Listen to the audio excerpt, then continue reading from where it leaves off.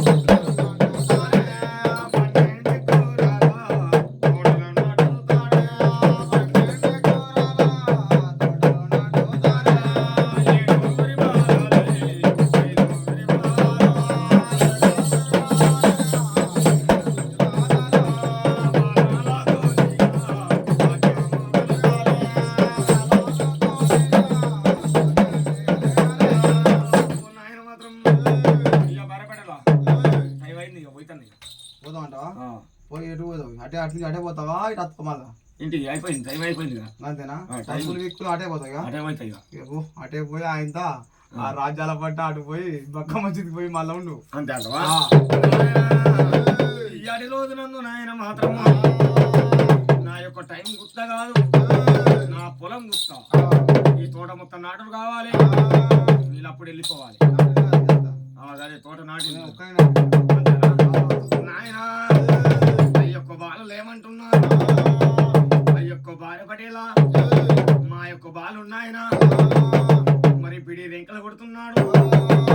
ఈ తోట నాయన మాత్రం నీళ్ళు దాక్కుండా పెరగాలి, మా యొక్క బాలుడు పాలు దాక్కుండా పెరగాలి, కుక్కులోళ్ళు కళ్ళు దాక్కుండా పెరగాలి. అదే దాంతో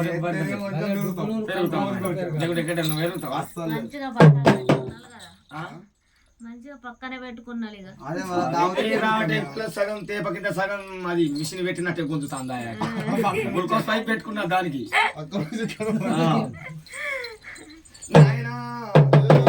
అటువంటి నాయన మాత్రం మా యొక్క తోటల నాయన ఈ యొక్క నాయన మాత్రం ఈ యొక్క బాలల నాయన మాత్రం ఈ యొక్క బారపాటిల నాయన మాత్రం అప్పుడు నాయన మాత్రం పాలసేపులతే పిండి పారబోయమని ఉంటాయి. నాయన మాత్రం ఈ యొక్క తోటలో చిల్లలు మొలవాలి, పల్లెకాయలు మొలవాలి, తోట సత్యానాశనం కావాలి. అటువంటి నాయన మాత్రం 7 గుడి బాలలు దీవనాటి పెట్టిపోతే కొత్తగైన తోట పాడుపడ్డాలి. ఈ యొక్క పాడుపడ్డ తోట ఎట్లా ఇవ్వాలి? ఈ యొక్క నాయన మాత్రం పంపకాన్ని జడగోవాలి. పాడుపడ్డ తోటని మనం లేపాలి. అంటావా వచ్చాడు ఏమో ఎందుకు బతుక నీళ్ళు పడతాయి, పెద్ద బోరేసి పట్టాలి కానీ ఒక్కటి లేకుండా అన్ని నాడతాయి మాట. ఎందుకు పడాయి నాయన నాయన మాత్రం అసలు నాయన మాత్రం పంబకని జాడకపోగా నాయన అటువంటి బాణమ్మ దుర్గమ్మ చూసి నాయన గింట చేసినట్టయితే నెత్తురు నేల పాలైతాది, బొక్కల పాలైతాది, శర్మం చెదల పాలైతాది, కండల కాకుల పాలు అవుతాది. నన్ను కొల్చేవాడు ఉన్నాడు నాయన, గంగని కొల్చేవాడు గంగాపుత్రులు అంటాడు. నా బెస్తవాడు గాని నా యొక్క నాయన మాత్రం డుబ్బుల వాడ వచ్చి నన్ను కొలవాలి. అయితే తోట లేత్తదని